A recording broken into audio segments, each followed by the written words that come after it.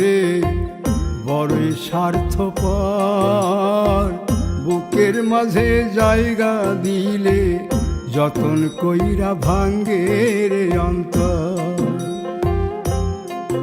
মানুষ বড়ই স্বার্থপর রে বড়ই স্বার্থপর, বুকের মাঝে জায়গা দিলে যতন কইরা ভাঙ্গে রে অন্তর।